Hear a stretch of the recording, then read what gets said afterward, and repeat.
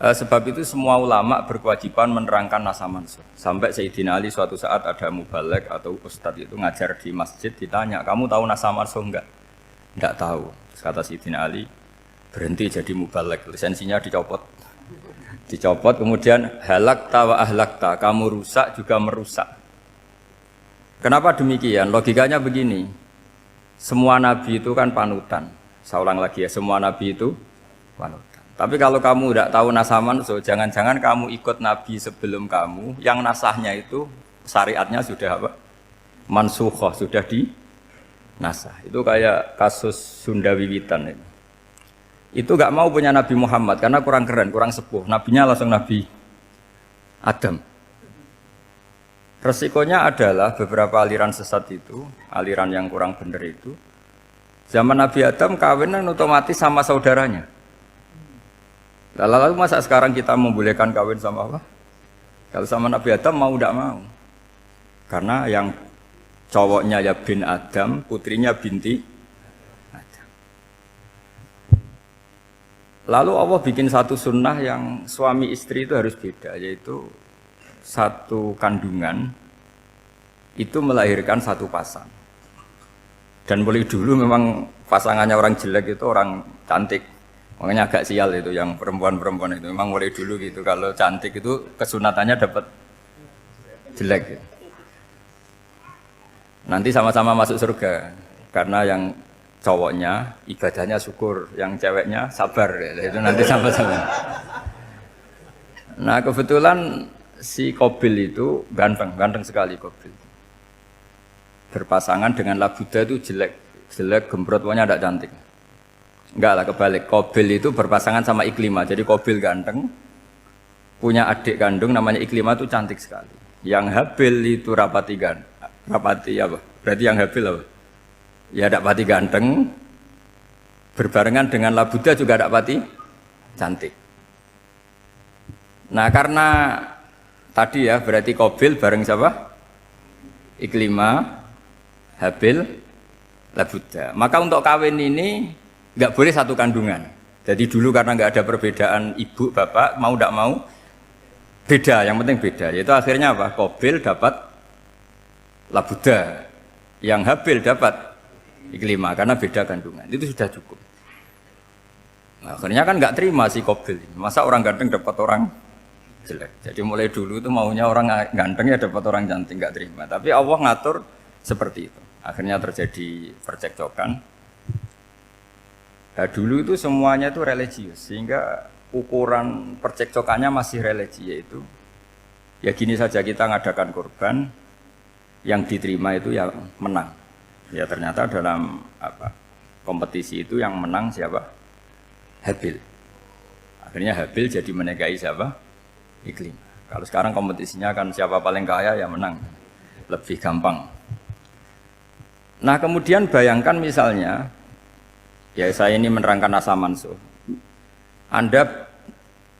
Kita semua sering ngomong, sering berkoar-koar, sering menyarankan atau mewajibkan para nabi itu panutan dalam semua perilakunya. Ternyata ada beberapa perilaku yang sudah dinasah atau dihapus ketentuannya oleh syariatnya Rasulullah Shallallahu Alaihi Wasallam. Maka mengenali nasa mansuh itu keharusan dalam ulumul Quran, ya. Makanya Allah mengatakan apa? Manansakh min ayatin aw nunsiha pasti na'ti bi khairim minha aw misli. Jadi saya nerangkan nasah mansuh itu dua sesi. Satu sesi antar nabi, dua di internal syariatnya apa? Nabi. Sekali saja hari ini tok, sudah setelah itu anggap pinter sudah. Kalau sudah jangan tanya lagi. Nah, ada beberapa lagi syariat yang masalah metode.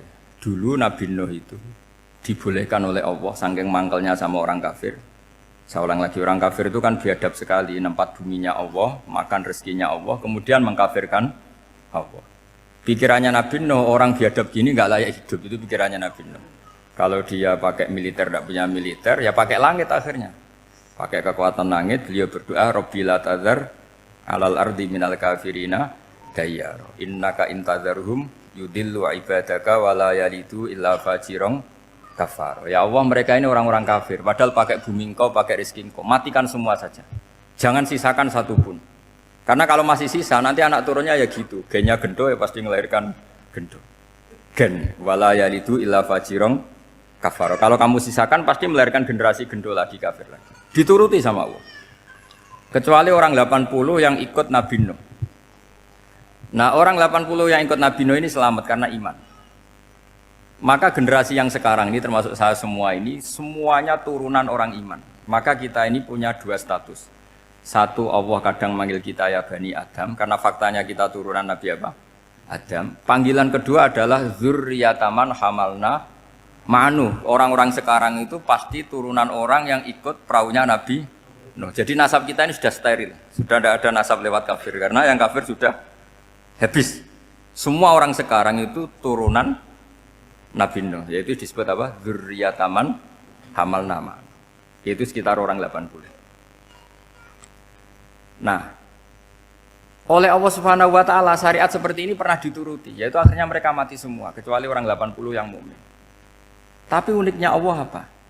Era Rasulullah sallallahu alaihi wasallam, nabi kita Nabi Muhammad itu diutus rahmatan lil alamin.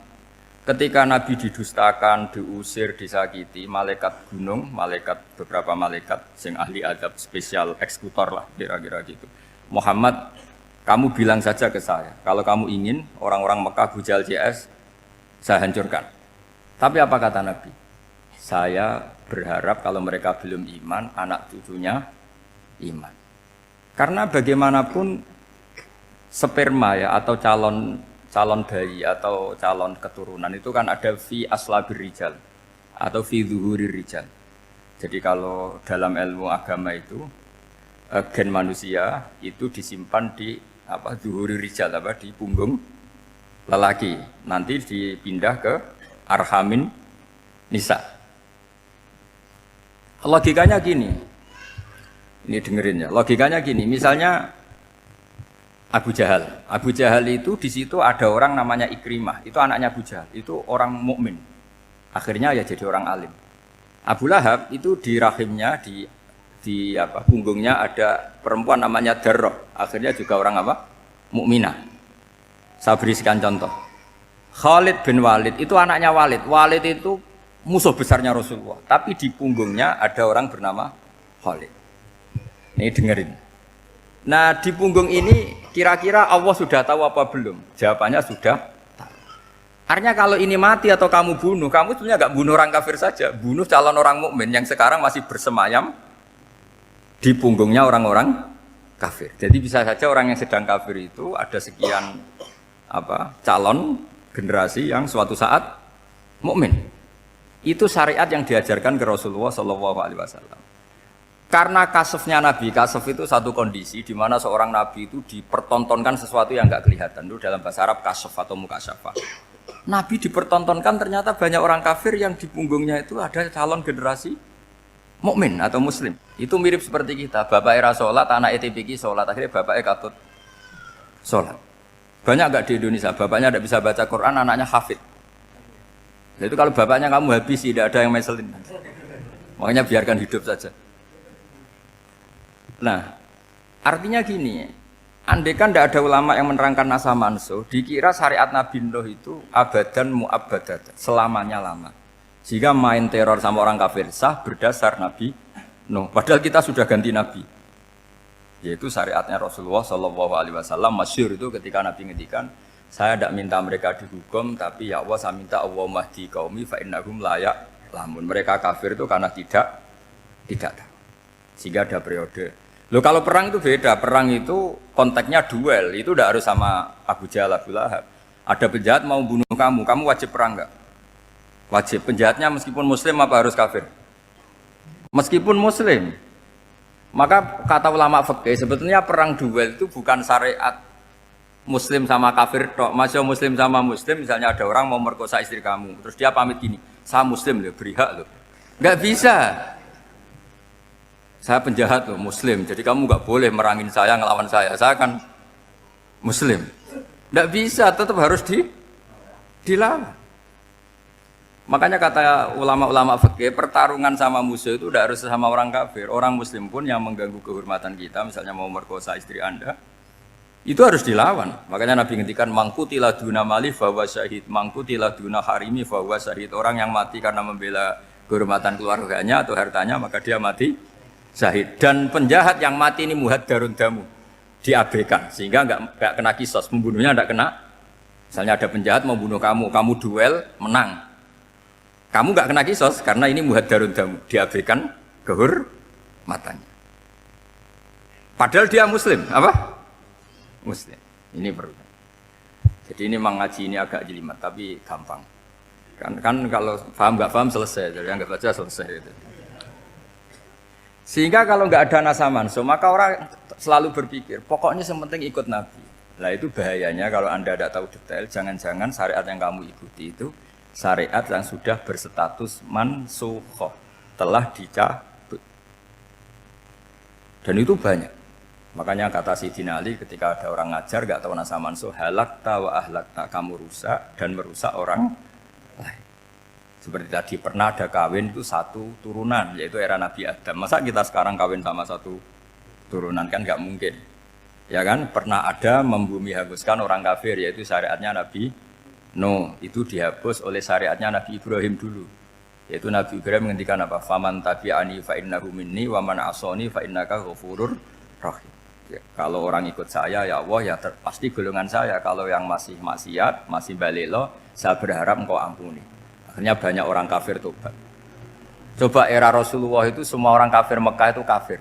Nabi belum wafat. Itu sudah ada 114.000 mukmin semua.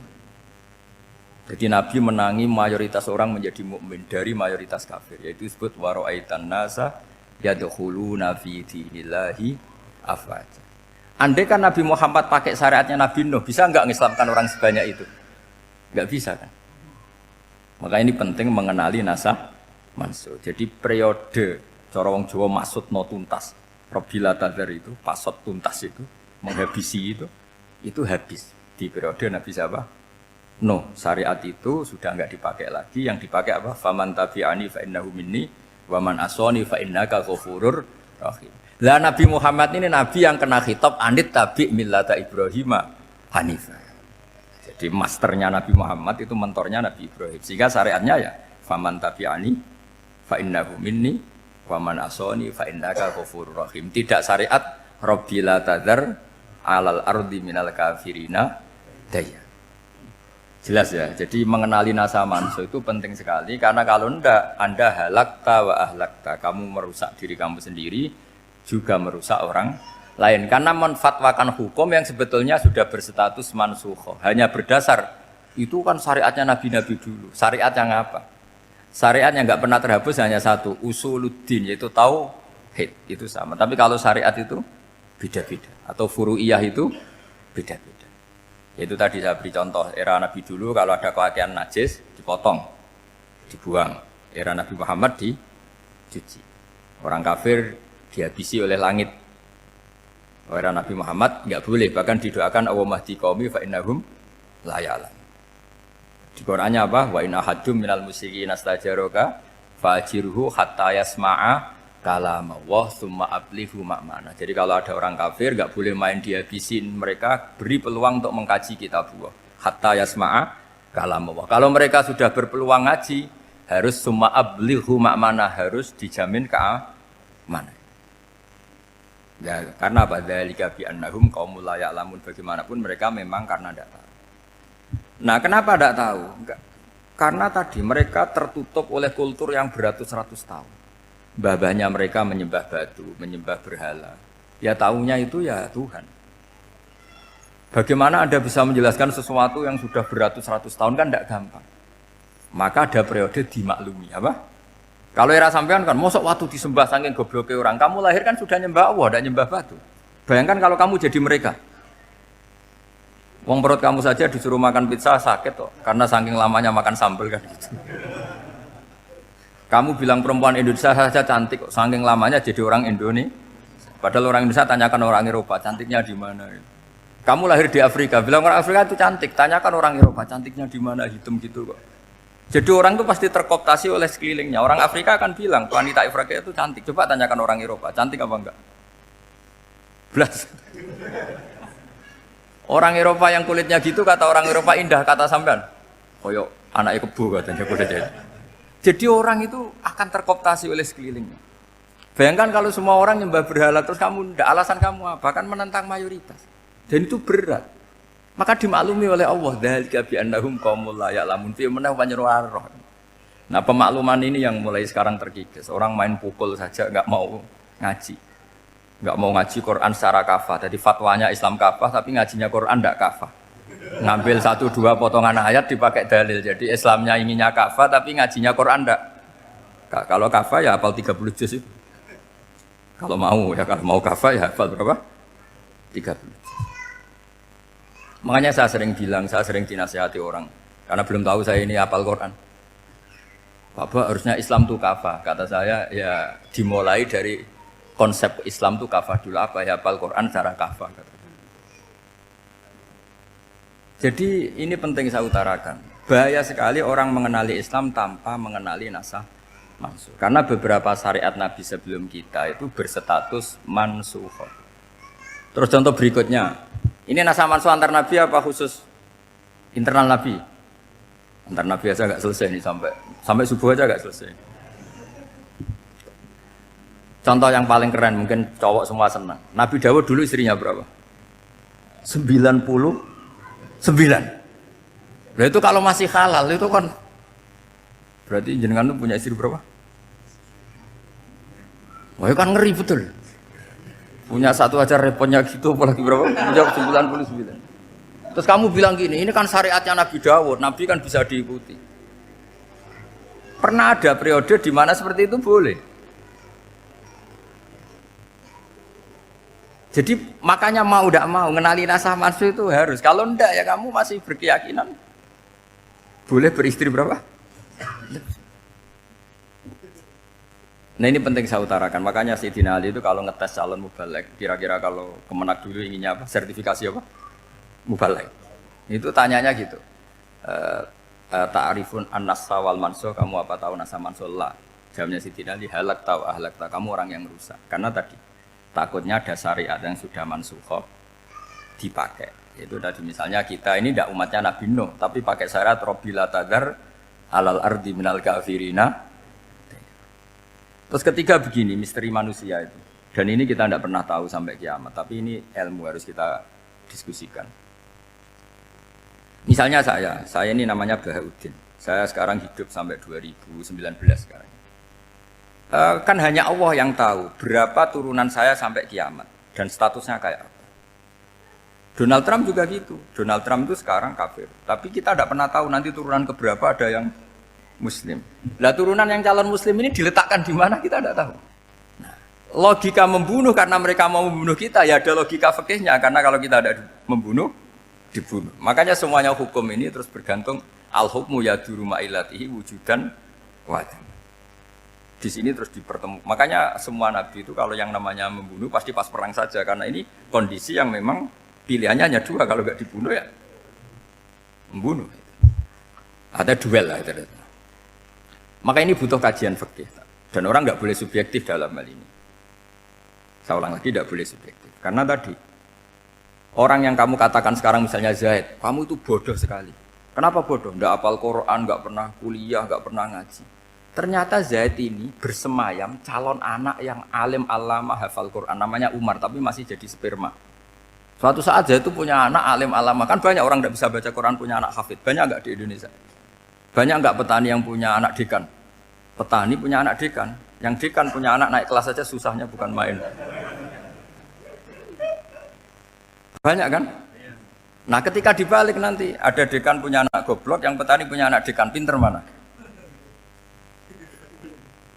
Kita tidak pernah tahu, makanya ini kan ya sudah kalau nggak pernah tahu ya bilang saja wallahu alam kan selesai. Daripada keminter keliru kan ada wallahu alam. Makanya cerita favorit guru saya, Kiai Haji Maimun Zubair itu punya apa namanya Kiai Zubair. Itu cerita favoritnya itu ada santri namanya Soleh. Soleh itu alim alama. Orang Madura itu cara berpikir kan kalau kiai saja alim seperti itu apalagi bapaknya. Pas bapaknya main ke pondok, santrinya ada ribuan. Bapaknya main ke pondok itu sholat itu ya agak bener. Enggak sesuai sunnah Rasul lah kira-kira gitu. Sudah sholat itu enggak benar apa-apa enggak benar. Masih ditakwil sama santri Madura karena orang Madura itu kultus. Mungkin khilaf. Khilaf itu satu khusus, pokoknya perlakuan khusus. Suatu saat saking bodohnya orang itu kenceng tuh pinggir musola. Wah ini nggak bisa ditakwil lagi, akhirnya nggak bisa ditakwil tuh nggak. Wah ini sudah nggak bener ini, nggak bener. Singkat cerita santri tadi nggak kuat matur ke kiainya, Pak Yai, jenengan sealim itu kok bapaknya segoblok itu. Kenapa? Ya, dia kenceng pinggir musola. Oh bapak saya tuh pinter sekali. Kok bisa? Karena beliau yang memutuskan saya mondok sampai saya jadi alim alama seperti ini. Yang bodoh itu mbah saya. Yang bodoh itu mbah saya.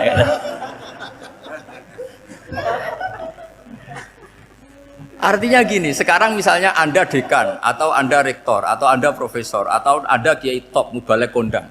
Anda mubalek kondang terus punya anak, gobloknya bukan main. Atau apalagi anaknya ketangkep KPK. Yang satu anaknya orang bodoh jadi dekan. Kalau kompetisi ini pinter mana coba? Ada ahli metodologi tapi anaknya itu terlibat narkoba. Yang ini petani utun, anaknya dekan. Kira-kira kalau dikompetisikan pinter mana? Anaknya pinter petani tadi. Gitu. Yang ketika petani kamu vonis bodoh gitu. Tapi siapa tahu kalau ini menyimpan calon. Paham ya? Kita tidak pernah tahu. Makanya Quran selalu ngajari dalam ilmu sosial itu wa in adri la'allahu fitnatul lakum wa mata'un ila. Dalam ilmu sosial itu kita harus jawab enggak tahu. Karena mobil. Makanya saya tadi pagi ngaji di direktorat saya bilang, saya pernah diprotes orang, Gus kamu udah jelas 01 apa 02. Ya saya jawab gitu. Manusia itu makhluk yang paling enggak jelas gitu. Sekarang soleh suatu saat bisa saja enggak soleh. Yang sedang enggak soleh suatu saat soleh. Sesuatu yang mungkin rubah kok kamu fanatik itu gimana? Nalarnya itu gimana? Coba kita tahu dulu Wahsy itu pembunuh Hamzah, akhirnya mati mukmin ya enggak? Padahal orang yang sangat dibenci Rasulullah karena membunuh Sayyid siapa? Hamzah. Sa'labah yang tukang itikaf di masjid akhirnya su'ul Fatimah. Kita enggak pernah. Nah kalau enggak pernah tahu ya enggak usah terlalu fanatik biasa saja. Kayak jenengan seneng saya itu ya saya enggak tahu sampai kapan ya. Saya seneng sampean sampai kapan ya enggak tahu. Kayak suami istri itu. Pas nikah harmonis bulan madu sampai kapan bertanya. Yang jelas paling awet itu pasangan jelek itu pasti nggak awet. Makanya jadi guyonan tuh. Pasangan itu jangan baik-baik gak awet, kalau jelek itu awet. Ternyata maksudnya cantik sama ganteng. Itu suatu saat pasti jadi jelek. Yang jelek sama jelek pasti jelek terus. Makanya jadi guyonan. Kalau pasangan jelek itu awet katanya. Tapi kalau pasangan baik, ternyata baik wajahnya itu pasti gak awet. Suatu saat pasti jelek, tapi yang jelek awet. Karena mulai dulu ya jelek sampai itu. Awet jeleknya maksudnya bukan. Ya jelas ya, jadi saya mohon sekali ini ilmu. Sampai ndak urusan, ini bukan urusan cocok ndak cocok, tapi ilmu. Ilmu harus kita dengar bahwa syariatnya para nabi itu yang sifatnya furu'iyah, tidak usuliyah, tidak tauhid itu potensi rubah. Sehingga mengkaji nasab manusia itu satu keharusan seorang ulama. Makanya setiap ada syariat nabi hal hadis syariah mu'abbadah amla, mansukhoh amla. Karena potensi itu tinggi. Kita tahu dulu semua nabi sholat menghadap apa? Baitul Maqdis. Era Rasulullah dipindah ke Ka'bah. Tapi kalau kamu katakan total Baitul Maqdis ya tidak juga. Nabi Ibrahim mulai dulu madhabnya ke Ka'bah. Tapi kalau Nabi Musa ke Baitul Maqdis. Terus kamu bilang ini 01, 02 ya ada, memang syariat jadi sesuatu yang furu'iyah. Nah, kenapa ini furu'iyah? Jawabannya sederhana. Ketika seseorang menghadap Ka'bah itu menghadap batu apa menghadap Allah? Allah. Ketika menghadap Baitul Maqdis hakikatnya menghadap Allah apa menghadap Baitul Maqdis? Allah. Maka menghadap Ka'bah itu sebenarnya masalah furu'iyah. Yang masalah usuliyah adalah inni wajjahtu wajhiya lilladzi fataras samawati wal ardh. Yang permanen adalah menghadap Allah Subhanahu wa taala. Cuma secara prosedur syariatnya secara zahir menghadap Ka'bah. Maka potensi rubah karena ternyata itu furu'iyah, untuk kiblatnya itu furu'iyah. Yang permanen adalah menghadap ke Allah Subhanahu wa taala. Ini penting ya. Jadi terus sekarang masih antar nabi apa di internal nabi? Ini sudah mau selesai waktunya, sudah habis ini. Internal. Ini sudah selesai, ini sudah pas ini. Mohon Pak Andi. Oh.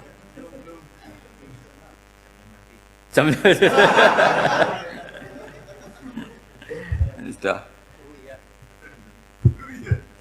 Sampai mana tadi? Diteruskan apa enggak? Sudah ya, sudah kayaknya sudah. Biar kelihatan cerdas tuh.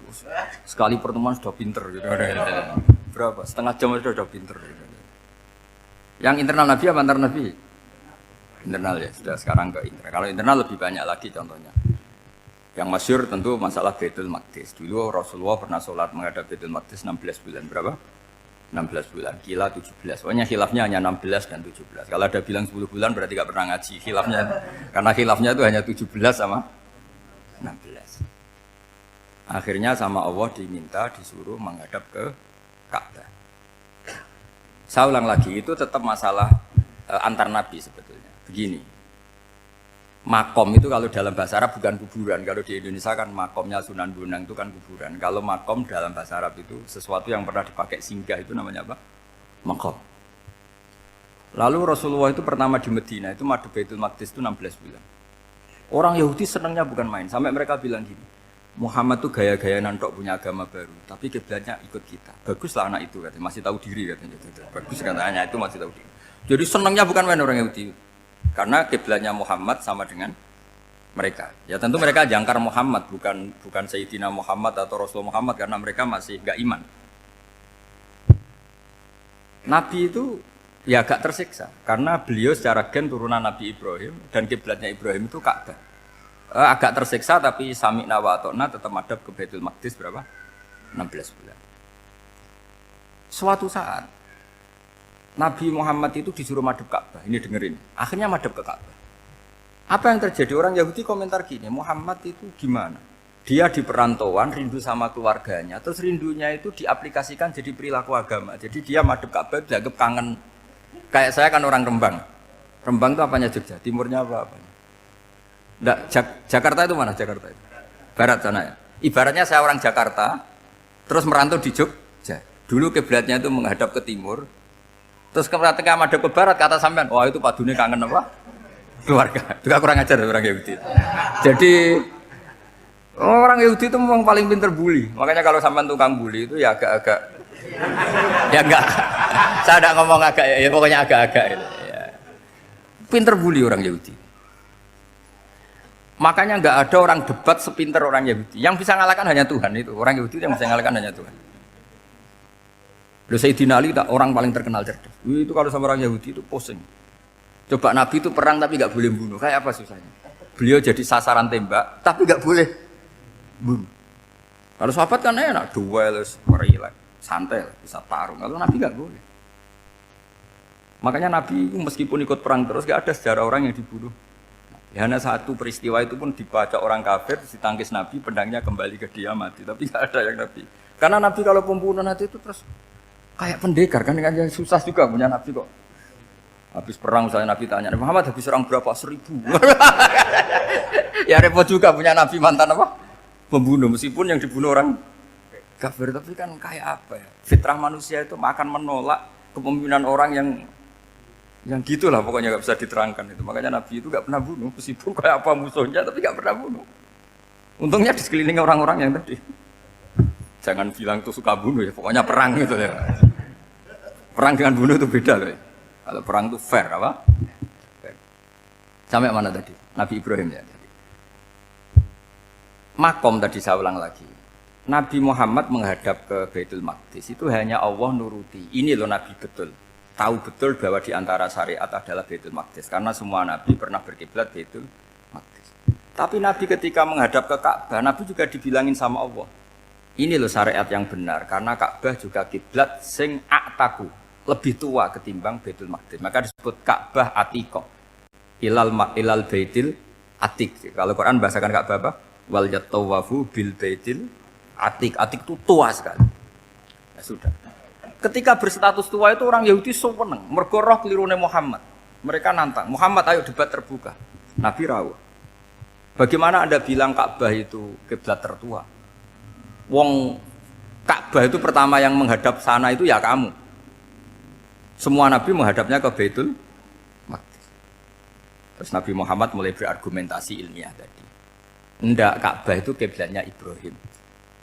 Jadi Ibrahim dulu itu yang mulai dulu kiblatnya itu di Terus orang itu tanya, buktinya apa? Terus dijawab, fihi ayatum bayinatum maqam Ibrahim. Ternyata di situ ada jejak kakinya Nabi Ibrahim, yaitu batu yang diinjak beliau ketika bangun Ka'bah. Itu argumentasi ilmiah. Lah barang orang Yahudi kehilangan ilmu, itu gobloknya orang Yahudi. Makanya yang bisa mengalahkan Yahudi hanya Allah Subhanahu wa taala. Luang Ibrahim saja golongan kita, pengikut kita. Ibrahim itu pengikut Yahudi. Wah, itu Nabi mulai senyum-senyum, mulai tertawa-tawa. Wih, ku goblok orang terdidik. Karena itu ibaratnya kayak kamu bilang Soekarno itu pengagum Puan Maharani. Kira-kira seperti itu. Soekarno itu pengikut Puan.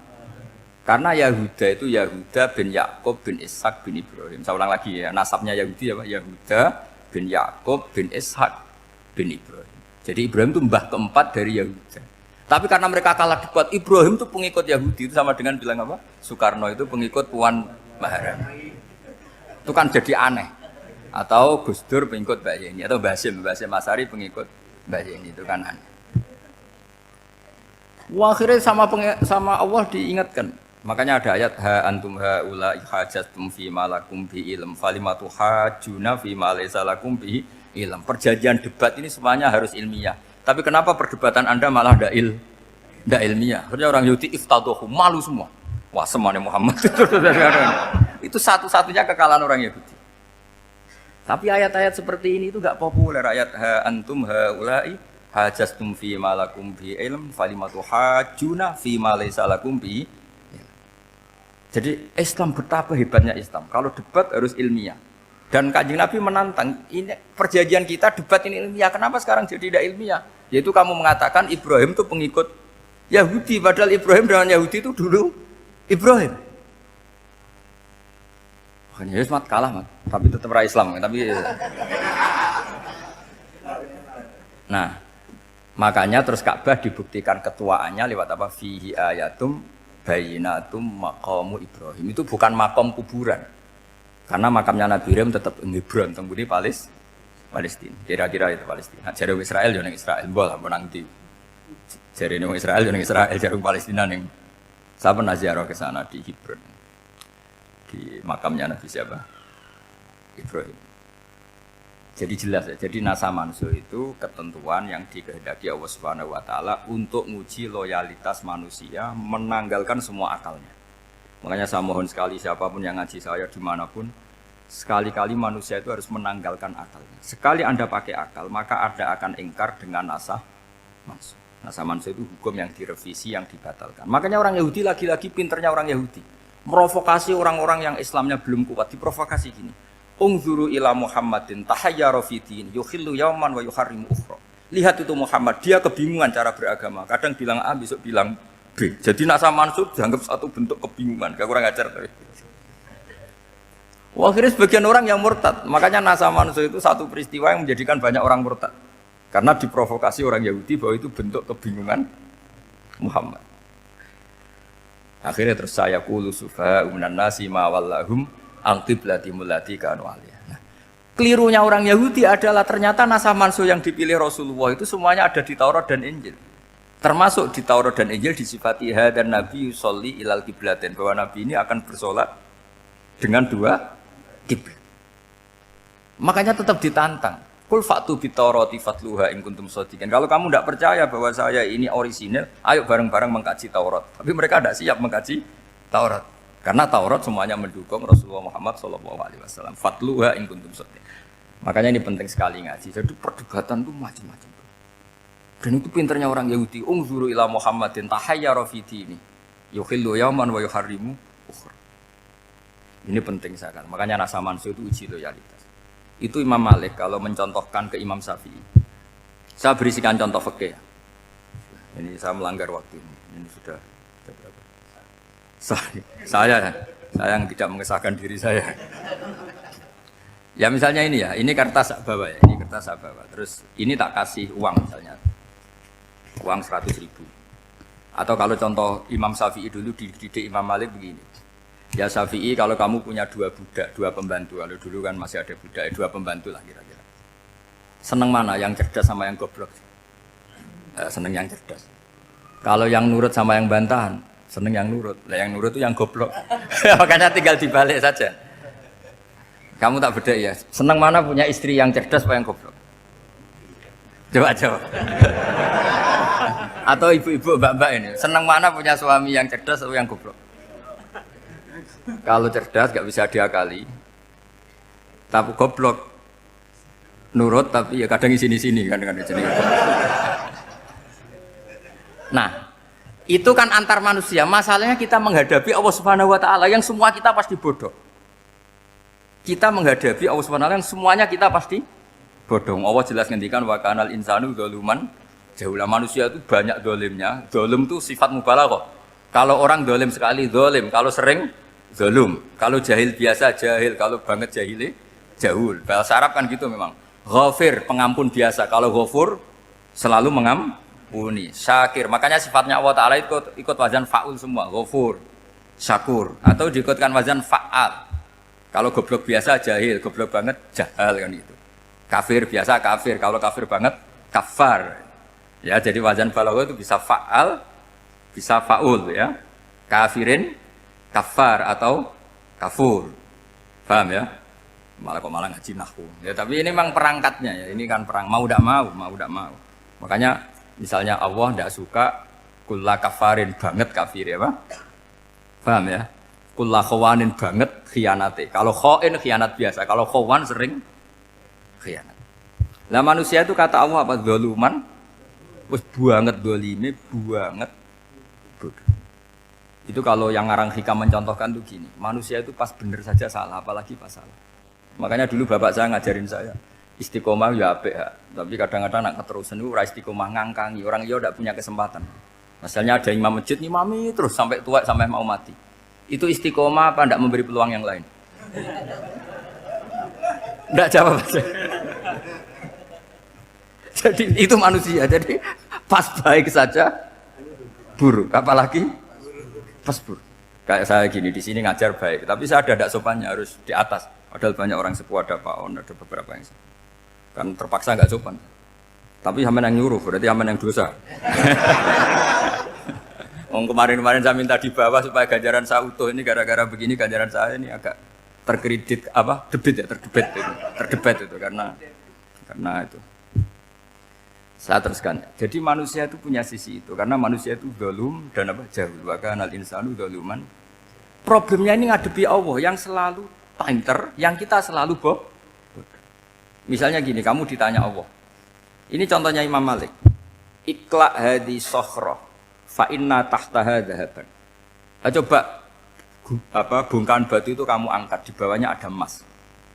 Lalu budak yang pinter berlogika, oh disuruh buka itu karena ada emas toh. Berlogika. Kalau budak yang goblok enggak, ya disuruh ya diangkat saja. Ada emas apa enggak karena perintah ya diangkat. Yang satu nurut karena perintah, yang satu nurut karena ada emas, ada sesuatu. Logikanya suatu saat Tuhan itu hanya bilang gini tok, ikla hadis sokhroh, batu itu angkat. Yang nurut yang goblok permanen tadi kan langsung ngangkat. Yang pinter, ini ada apa lagi Gusti kok harus diangkat? Ya gak ada apa-apa, nyuruh saja kata Allah gitu. Oh tidak bisa, sesuatu harus ada alasannya. Itu kira-kira mangkel loh Pak? Oh mangkel. Nah, logikanya manusia seperti itu. Makanya dua murid pinter, di rakyat pinter, presiden ya susah mesti demo. Goblok ya susah di sini uang. Ini kan nggak ada pilihan. Memang manusia itu nggak ada pilihan. Nah sekarang masalahnya gini di fikih ini saya kembali lagi ke fikih. Pertanyaannya secara fikih begini. Misalnya iddah.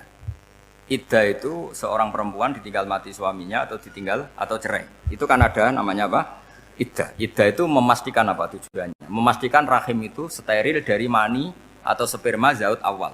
Supaya nanti kalau dinikah orang lain tidak terjadi ikhtilatul nasab. Oke, berarti iddah kita beri argumentasi secara ilmiah li baro'atir rohmi. Jadi misalnya Zaid menceraikan istrinya Sri dalam keadaan masih bisa haid. Iddahnya 3 kali masa suci. Wal mutallaqatu yatarabbasna bi anfusina salasata quru. Lalu karena secara teori medis kalau haid berarti bukti tidak hamil. Apalagi kalau haidnya terulang-ulang sampai 3 kali pasti tidak hamil. Jika kalau nanti dinikahi orang lain pasti kalau ada anak ya anaknya zaud sani atau zaud kedua. Berarti alasan iddah li baro'atir rohmi. Oke, kita sok pinter, sok bijak. Pertanyaannya adalah, sekarang sudah baru 1 bulan, suaminya di Malaysia, nggak pernah ngumpuli. Dicek di medis juga berbukti tidak hamil. Apakah boleh tanpa iddah? Semua ulama mengatakan tidak boleh. Tapi ini kan rahimnya jelas bersih. Ya karena iddah itu nuruti perintah pangeran, pokoknya tetap iddah. 3 kali masa suci. 3 kali masa suci atau masa haid, itu ada perdebatan ulama. Tapi kan ini terbukti bersih, Gus. Meskipun terbukti bersih, kata Allah harus iddah 3 bulan atau berapa? Kira-kira 3 bulan, 4 bulan, ya tetap harus iddah. Kowe milih mana? Sok pinter, Gusti. Berhubung ini, pangeran mbok terangno gitu. Berhubung. Jadi Tuhan apa mbok wari? Berhubung Gusti. Ini jelas steril dari sperma zaut awal, nggak usah iddah Gusti. Sama aja kamu disuruh majikan kamu ikhla hadis sakro. Berhubung nggak ada apa-apa, nggak usah ya. Kira-kira mangkel nonda budak yang seperti itu. Mangkel. Maka dibutuhkan kebodohan dalam beragama. Betul itu memang. Makanya Nabi itu unik. Pernah bilang itu gini. Aksaru ahlil jannah al-bulu. Aki-aki penduduk swarga itu al-bulu. Wong goblok-goblok. Maksudnya goblok yang jenis ini. Bukan goblok betulan maksudnya. Maksudnya goblok jenis ini itu ya tetap pinter. Tapi pinternya dibuang. Pura-pura goblok demi samina. Jadi saya misalnya kok pinter. Pinter dan goblok tadi. Sekaligus. Pinter dan goblok. Ya bah ikhla hadis sokhra fa inna tahta hadaban. Tak angkat. Karena saya tahu di bawah ada emas. Tapi di hati saya, sajane ya mergo perintah. Suatu saat kalau disuruh Allah, ikhla hadis sokhra. Perintah ya tak angkat. Ya sudah. Jadi ya pinter ya goblok. Saya tahu namanya perintahnya Allah pasti ada hikmahnya. Hikmahnya iddah adalah libaraatir rohmi. Tapi hikmahnya jadi kawula adalah nurut perintah Allah, cek tahu alasannya maupun tidak. Lah di sini ada illatul hukmi untuk membangun kecerdasan, tapi ada loyalitas untuk membangun ubudi. Ya, bahwa kita ini kawula roh tetap loyal. Makanya tadi pagi saya cerita Sayyidina Umar. Sayyidina Umar kayak apa cerdasnya? Tapi tetap ubudiyah. Yaitu Rasulullah SAW sering dibully orang kafir. Muhammad itu gaya-gaya nantok. Wong ra oleh nyembah berhala, ra oleh nyembah watu, jebule dekne nyembah Hajar Aswad. Karena dilihat dari jauh kan tetap nyium Hajar Aswad. Coba kalau kamu lihat dari jauh, kamu sujud dari jauh kan kayak sujud sama batu. Makanya Sayyidina Umar karena orang kafir masih cara berpikir gitu, tiap nyium Hajar Aswad itu komentar gedumel. Alim tu annaka hajarun la tadurru wa la tanfa. Walau la anni ra'aitu Rasulullah qabbalaka ma qabbal. Aku roh nak kowe watu ya ora mandoroti ora manfaati. Kalau saja saya tidak melihat Nabi nyium kamu, saya tidak sudi nyium kamu. Jadi tidak berdoa doa mustajab itu tidak berutuh. Karena apa? Umar tahu ini masalah secara tauhid. Kalau saya doa di depan Hajar Aswad nanti dikira syirik karena berdoa di depan batu. Tapi kalau saya tidak nyium nyulayani sunnah Rasul yaitu nyium Hajar wis tengah-tengah nyium sambil gerutu itu sudah kompromi. Ya nyium tapi gerutu. Kayak apa? Makanya ya cerdas tapi ya goblok tadi ya cerdas.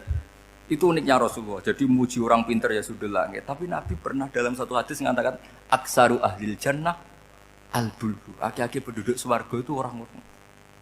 Artinya orang bodoh itu bukan bodoh betulan. Dia meninggalkan akalnya demi loyalitas ubudiyah. Nah, untuk menutup sesi ini terakhir betul tak tutup setelah ini selesai. Untuk menutup itu bukti begini, perang Badar itu perang yang nggak mungkin dimenangkan umat Islam karena orang kafir itu 1000 dengan pasukan full dengan peralatan perang full. Rasulullah itu tahun kedua Hijriah itu pasukannya hanya 313. Itu pun pedang itu untuk orang 5 itu hanya ada pedang 1. Jadi kalau mau dibaca orang, sih kamu milih pedangnya aku. Itu kan nggak kebayang perang dalam keadaan seperti itu. Jadi mesti kalah, orang kok mungkin kalah mesti. Tapi Nabi tetap bilang, saya ini disuruh Allah perang, ya harus berangkat. Yaitu perang Badar. Kata para sahabat, ya Rasulullah ini nggak masuk akal. Sudah nggak usah perang, ini nggak masuk akal. Mau setor nyawa. Sudah gitu dadaan, nggak ada persiapan. Lucunya apa? Sahabat itu ketika Nabi tetap berangkat. La akhrujanna walau waqti. Nabi menginginkan saya tetap berangkat meskipun sendiri. Setelah Nabi berangkat sekian meter, tuh sahabat ikut semua. Kata Nabi, lah kamu kok ikut? Ya ikut saja. Kata kamu mesti kalah. Ya anggap saja setor nyawa. Demi loyalitas pada jenengan. Itu makanya nggak ada periode sebaik periode sahabat. Tapi yang gerutunya jalan. Karena gerutu ini bawaan ilmiah. Makanya kita loyal sama presiden, tapi yang nggak cocok ya gerutunya jalan. Tapi bawaan mencintai Indonesia tetap jaga stabilitas. Itu bawaan cinta Indonesia, bukan cinta pejabatnya kadang. Gerutunya jalan, tapi bawaan loyal sama Indonesia tetap mengaku. Bawaan loyal sama Rasulullah tetap ikut perang, bawaan akal karena nggak masuk akal ya gerutu. Dan itu uniknya Quran itu mengapresiasi itu dan dianggap nggak masalah. Saya bacakan ayatnya. Kama akhrajaka rabbuka min baitika bil haqq wa inna fariqam minal mu'minina lakarihun yujadilunaka fil haqqi ba'dama tabayyana ka'annama yusaquna ilal mauti wa hum yanzurun. Peristiwa Badar ada peristiwa kamu itu keluar untuk perang. Sahabat kamu ngikuti, tapi mereka lakarihun, enggak senang sebetulnya. Karena enggak masuk akal. Ya geremeng tapi ya derek. Yujadilunaka fil haqq, mereka mendebat kamu dalam kebenaran. Jadi ya Rasulullah wong perang karuan kalah jenengan lakoni alasane nopo? Lah kok melok? Ya saya harus ikut jenengan Nabi. Itu unik. Kalau orang sekarang mana mau, kalau nggak masuk akal nggak mau melakukan. Jadi uniknya Quran gitu. Quran itu membolehkan psikologi manusia. Makanya Allah ngendikan kutiba alaikumul qital wa huwa kurhul lakum. Ya saya tahu kamu tidak suka perang. Allah yang ngakui wa huwa kurhul, nggak apa-apa. Tapi ketidaksenangan kita harus dilawan demi mengikuti Allah dan misalnya perempuan Allah juga gitu. Wa ashiruhunna bil ma'ruf. Gauli istri kamu muamalah secara baik. Kata Allah fa in karihtumuhunna fasa an takrahu syai'a wa ja'alallahu fi khairan katsira. Mungkin ada watak yang kamu tidak suka, tapi di situ ada kebaikan. Allah ngaku yang namanya suami mesti ada watak yang enggak suka dari istrinya. Juga sebaliknya lebih banyak lagi yang suami istri kamu enggak suka watak kamu. Juga enggak suka hidung kamu, wajah kamu banyak lah enggak disuka. Tapi demi kestabilan negara suami istri ini, mereka loyal. Justru itu bagus.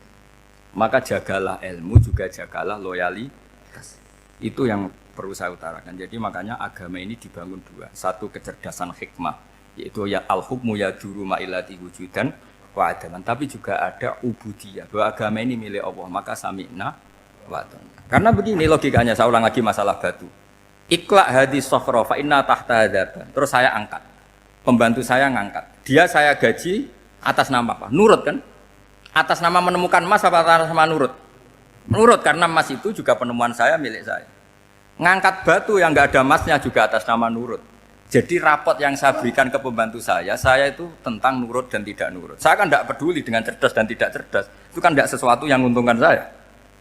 Nah Allah juga gitu. Kecerdasan kamu, pinter kamu itu tidak menguntungkan Allah Subhanahu wa Ta'ala. Karena Allah itu tidak butuh pinter kamu, cerdas kamu.